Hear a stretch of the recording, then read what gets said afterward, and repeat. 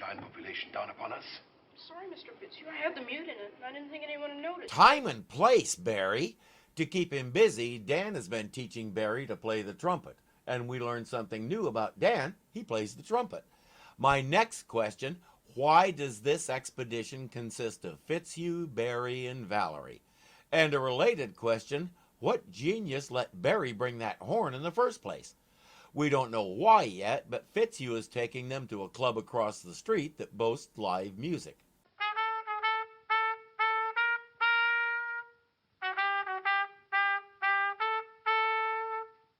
That's giant jazz. I'd rather listen to my fingernails scratching on a blackboard. Yeah, even Barry plays better than that. I've only had 3 lessons. Buy a jukebox, dude. This trumpet was the first musical instrument I ever bought for myself, and I played it constantly. As you can see, it's been through several wars. The worst of it happened when I loaned it to someone else so their kid could take lessons on it. Anyway, I know enough about this instrument to know he's not really playing it, and whoever is playing it, let's just say our heroes are right. Barry is better. Let's get high. Look!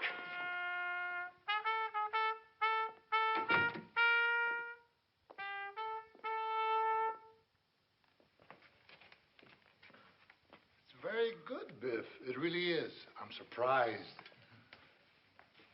I'm sorry, Mr. Hanley. I haven't got the money yet, but I'll get it soon. Don't worry. Mr. Hanley owns the mortgage on the place, and Biff hasn't been making his payments. But we'll learn that Hanley wants more than just rent out of Biff. And in typical fashion, he's not very nice about expressing what he wants. Hanley is played by William Bramley, yet another of those solid character actors who give the stars somebody to talk to. His enforcer is Loach. We've seen Mike Mazurki many times on this channel, but we primarily know him as Klon, Boss's enforcer on It's About Time. If you're somewhat new here, you might be saying, on what? I reviewed the entire series, but I had to move it to a different forum because, and I'm going to be very blunt here, some jerk decided to start hassling me about it, pretending he owned the rights to the show, and he slapped claims on every episode, then rejected every appeal, even though best I could tell he doesn't own a blasted thing. I complained to YouTube with, you can guess what kind of non-response. I finally had to take them all down and move them to my Vimeo channel, where they have lived happily after ever since then. I'll put a link in the description because there's some good stuff there, and it's annoying that the harassers have an easier time on this forum than the creators do. We also saw him on F-Troop, Batman, and some others that slip my mind right now. But with that size and that face, he's hard to miss. Well, I told you I'll get it. How? I don't know, but I will. There's only one way for you to get the money, and you know it. I'm not going to box again. I won't go back in that ring for you or nobody. This is what I do now. Our man there actually was a boxer. His name was Walker Smith, Jr. He grew up in a bad situation, and by his early teens he had done the gang thing, but he also showed amazing promise as a boxer. He trained and decided he wanted to compete, but he was only 15, and to compete you had to be a member of the Amateur Athletic Union, and they didn't take anybody under 18. Young Mr. Smith had a friend who was 18, so he borrowed his friend's birth certificate and got his union card under the name Ray Robinson. Now he was stuck with that name, but he was okay with it. He went on to compete and had one of the best records ever. After one of his fights, a lady came up to him gushing her delight. She told him, "You're as sweet as sugar." He liked that, and from then until the end of his life, he was known as Sugar Ray Robinson. More than once, he was called pound for pound the greatest boxer who ever lived. By the time he made this appearance, he had retired from boxing and tried to go into entertainment. He sang and danced, and nobody much cared. He tried acting, but as we'll see, he was as good at acting as Biff is at the trumpet. In his later years, he established a foundation for troubled youth, but eventually he ran out of money and lived in a dinky New York apartment. With his body ravaged by diabetes and his mind stolen by Alzheimer's, he died in 1989 at the age of 67. Sugar Ray did retire once in the 50s and then made a comeback for a while, but that was Sugar Ray Robinson. Biff Bowers isn't interested. In response, Hanley gives him an eviction notice. He's foreclosing on the place. Oh, and they'll beat him up a little just to emphasize it.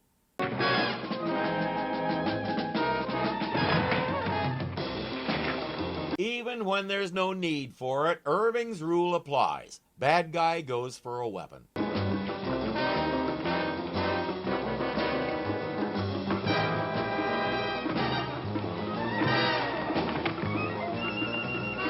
Back door.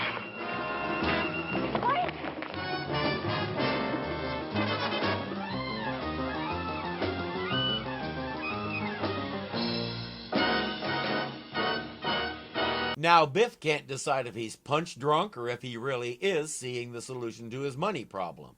Hanley and Loach didn't see them. They're more focused on roughing Biff up and threatening him. Barry. There go Barry's lessons. Those guys knock Biff around some more and then throw him out the back door of his own place. Little people. Then I'm not getting punchy. I did see you in there. You worth a fortune. More than enough to pay off Hanley.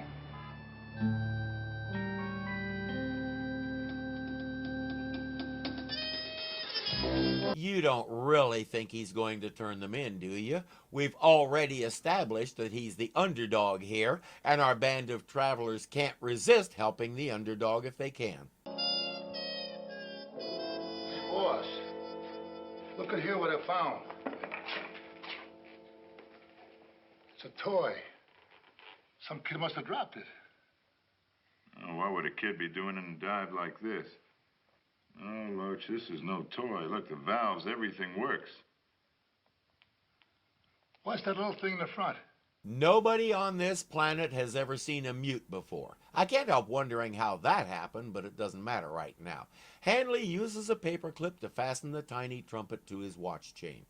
Fitzhugh follows Biff long enough to see where he lives, then returns to the ship. Hi, Mr. Bauer. Oh, hello, Nell. Mr. Bauer, what is that in your pocket?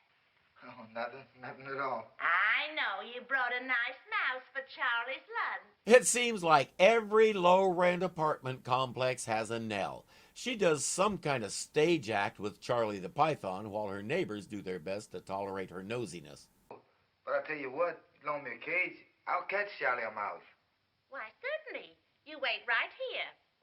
Charlie and I can't stray too far from the phone because I'm sure today's the day my agent is going to call me.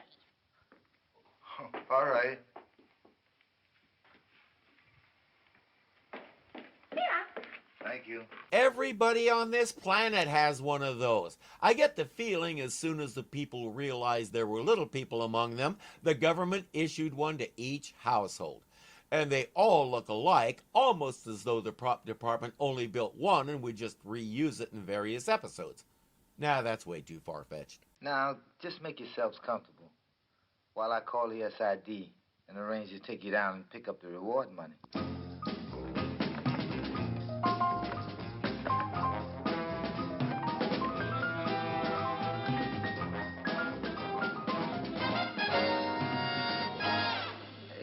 Don't look at me like that. He says, you are dangerous aliens, right? Yeah, they look dangerous, don't they? An unarmed woman and a child. Oh, this is ridiculous. Of course I'm gonna turn you in.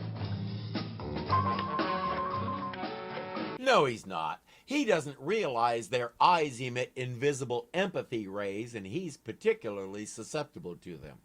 While they're doing that, Fitzhugh has reached the ship, and he, Steve, Dan, and Mark are off to rescue the others. As usual, Betty has to stay behind because it's too dangerous for a girl. What were they doing in town anyway? And it's all your fault. What are you talking about, Fitzhugh? It was you who gave Barry your trumpet to fool around with. You started giving him lessons. And you got out that advertisement for Biff Bauer's High C Club. All you did was take him to that part of town without telling anyone. You gave him the horn. All I did was take him away to a dangerous situation, so it's obviously your fault, not mine. I think Fitzhugh logic is even weirder than Batman logic. Please, Mr. Bauer. Let us go, huh? I'm sorry, kid. I can't. I've got to turn you over to the SID. So what are you waiting for? Why don't you call him? Oh, you think I won't, huh? I'm just trying to remember the number I'm supposed to call. He seemed to know the number before they started giving him the Care Bears stare. Plus, we established long ago that the phone system here is more or less identical to 60s Earth. You can dial the operator and have her connect you manually. Fitzhugh followed Biff to the apartment building, but he couldn't get up the steps to see which apartment he went into. It's time to introduce a new gadget. But I guess it starts at a sub-basement furnace and ends in each apartment.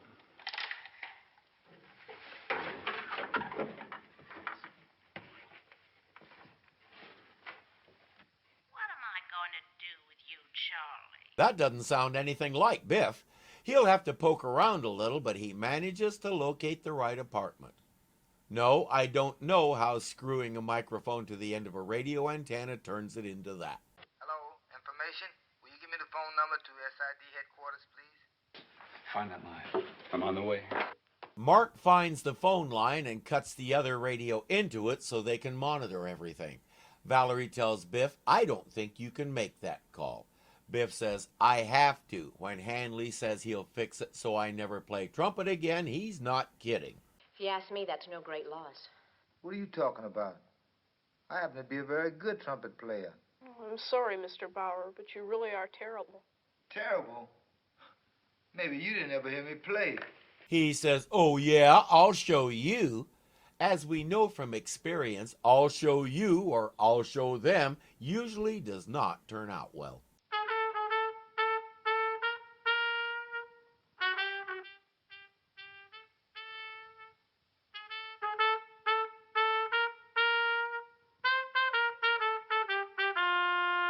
That seems to be the only tune he knows, and he plays it with as much feeling as this computer of mine would.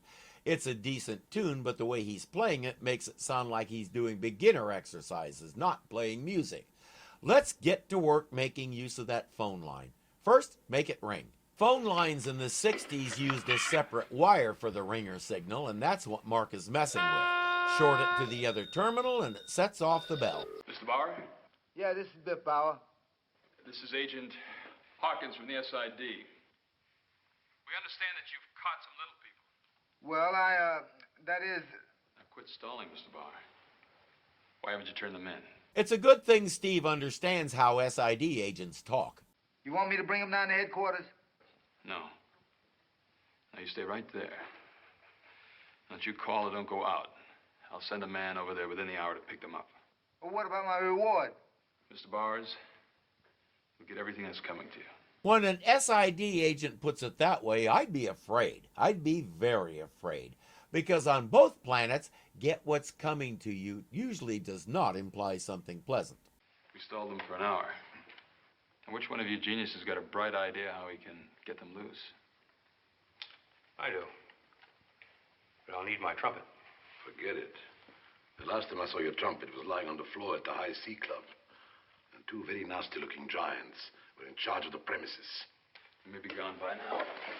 Let's go get it. Fitzhugh didn't see Loach pick it up and Hanley put it on his chain, but they'll discover all that soon enough.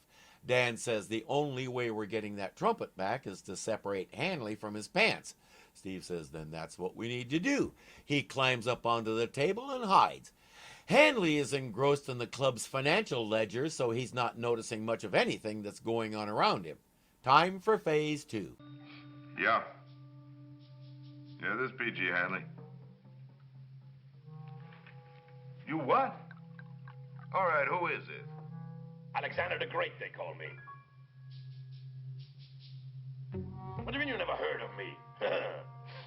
Listen, Hanley, you're gonna hear plenty from me. Because I'm taking over your territory. They finally found a good use for Fitzhugh's pompous attitude. Why, you punk, you get down here right now. I don't care how big you are.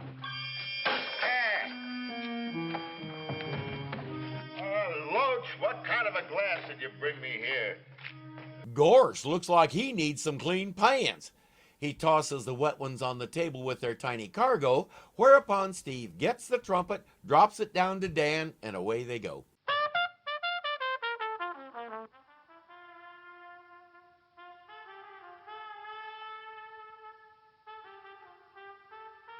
It's Dan. You're right. Nobody else on this planet could play like that. Going by his expression, I don't think Biff has ever heard actual good trumpet in his life. He wants to know where it's coming from, and more important, whoever it is, can they teach him to do that? Now, here's the thing. Listen to this for a moment.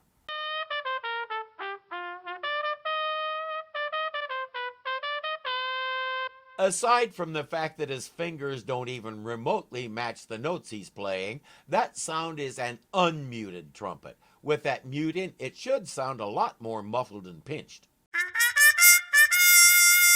Like that. If Dan is playing jazz with that mute in, it should sound a little like this.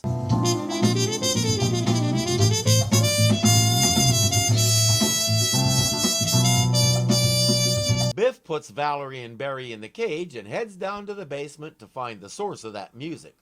Hey, where did you learn to play like that? Man, that's out of this world. Yeah, I guess you could say that.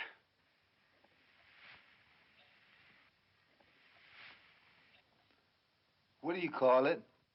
It's called jazz. Could you teach me to play jazz? I don't know. Based on what we heard, you have a long way to go, my man. But let's make a deal. If you promise to set the three of us free. You've got my word. Fine. Let the other two go now and you and Dan can get started. He won't do it that way, but they're pretty sure they can trust him to keep his promise. Dan says the first thing you need to do is get a mute. Biff has no idea what that is, but Dan explains. Ideally, it should be metal, but most anything will do in a pinch. Nell across the hall does a lot of knitting, and she has some old yarn spools. One of those will work. While he's at Nell's getting one, Dan climbs down a handy lamp cord. He has one of their ropes wound around his torso under his uniform. And now we know what it's for.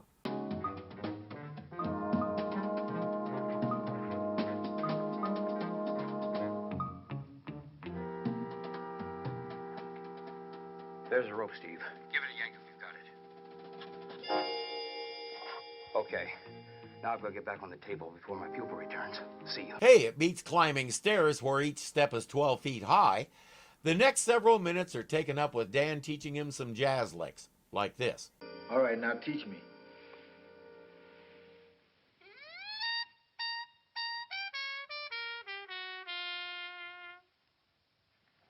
Okay, try that.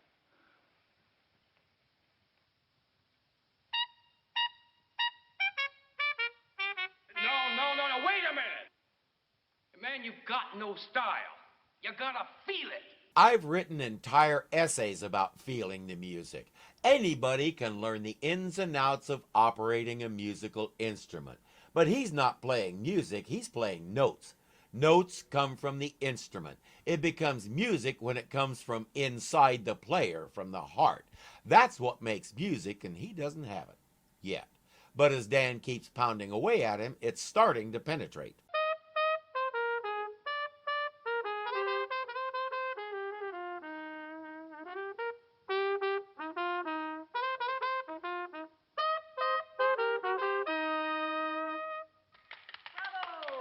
It wasn't bad, huh, Dan?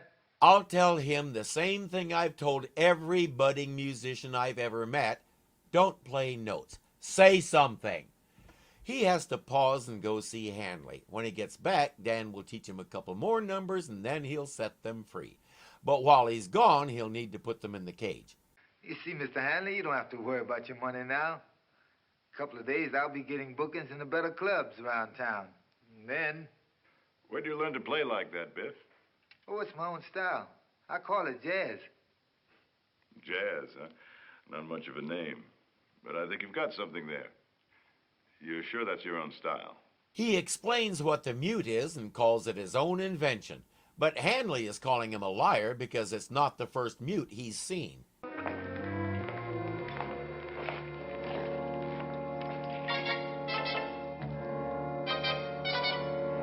Or so he claims. He doesn't have a way to prove it now, so he has a problem.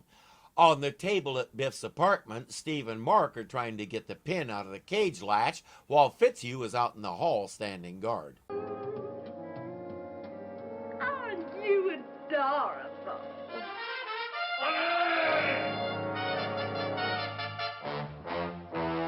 As I said, Steve and Mark are trying to get the pin out of the cage while Fitzhugh is in another cage across the hall entertaining a giant snake.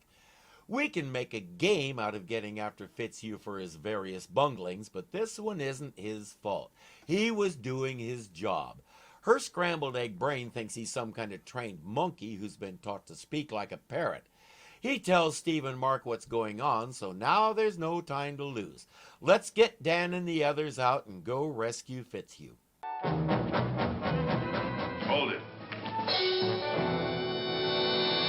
You don't have to stop running just because he says so. Which one of you plays the trumpet?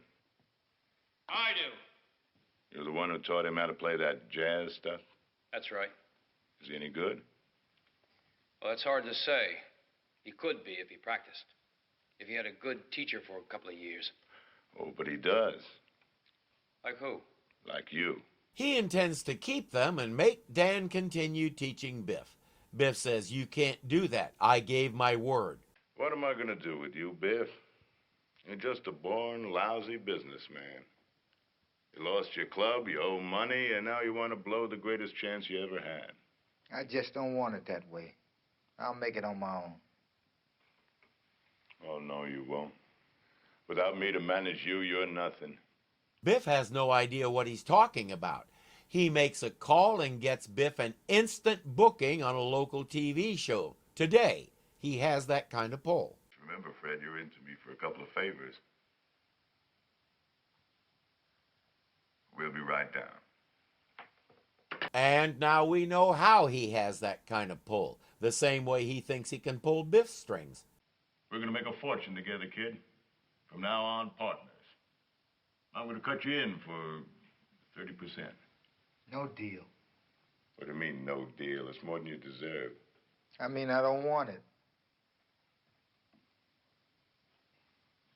Loach, squash one of them little people. And under a threat like that, I guess he can pull Biff's strings. Here's what I don't get.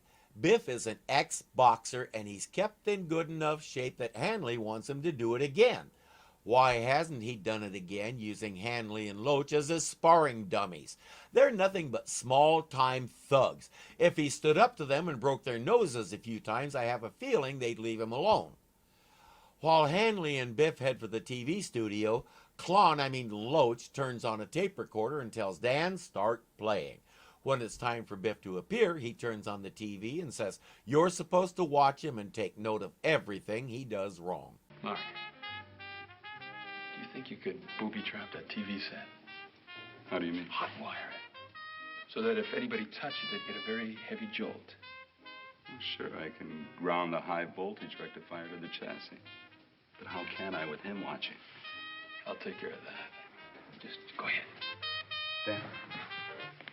I don't want to spoil our suspension of disbelief, but if Mark were to do what he described, the resulting short-circuit spark would be the size of an earth lightning bolt and would probably kill him. But you didn't hear me say that. Would you turn up the volume a little bit?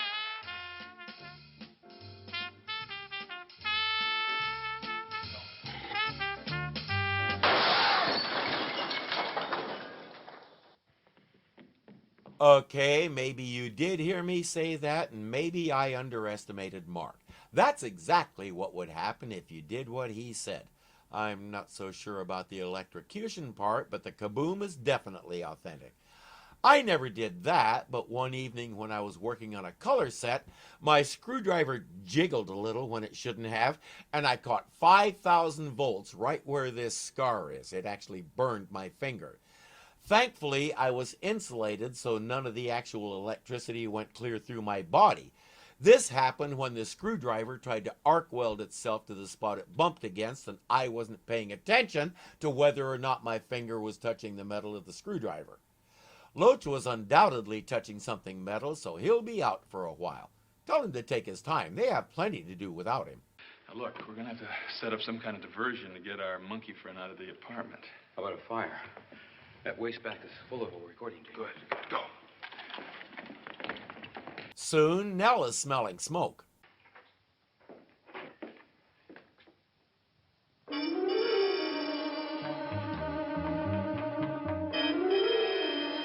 I guess she'll call the fire department, right?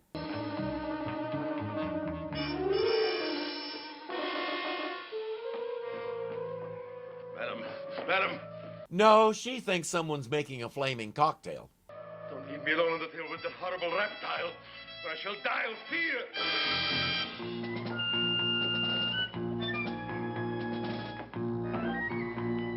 Perfect. But getting Nell out of the apartment isn't enough. Go away, snake. You bad snake. Go away. But not to worry, Dan has the solution.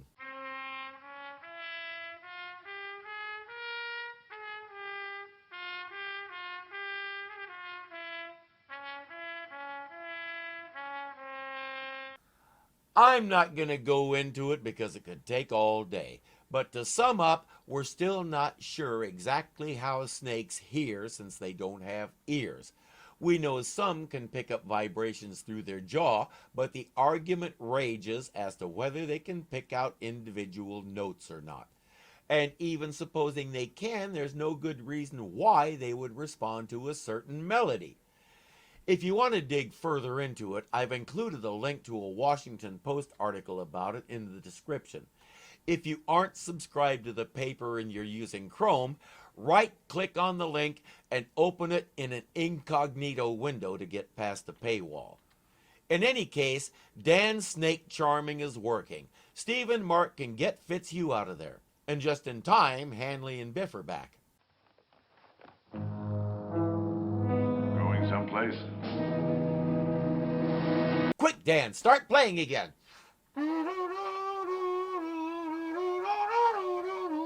I'd pick him up and put him on the table. What do you mean, pointing a gun at my puppy? Beat it, lady.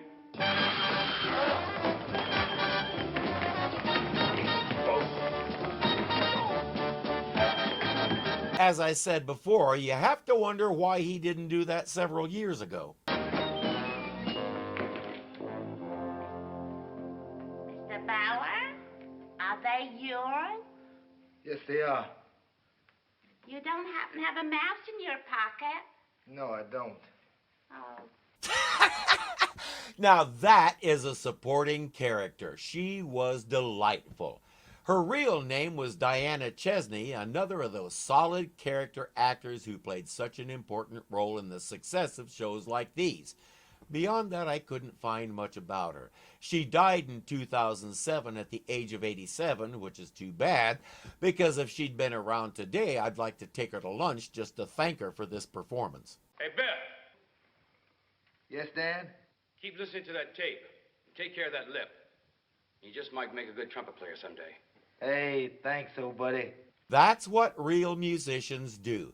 They support each other, encourage each other, teach each other. That's how you can tell a musician from a hack. Biff went on to own 12 jazz clubs, while an investigation into Hanley's finances landed him in prison for several years. Nell realized she missed having a pet monkey, so she put a collar and a funny hat on Loach, fed him his favorite foods, and they both lived happily ever after. Hey, thanks for watching. If you like what you see, please click the thumbs up. It really does help the channel. If you're not subscribed yet, the button looks something like this. So click it and join our little family. There's a bell there that may or may not actually work to give you notifications when we post something, but it can't hurt to click it just in case. Again, thank you for watching, and I'll see you next time. He liked that, and from then till we've already established everybody. Oh, stop it.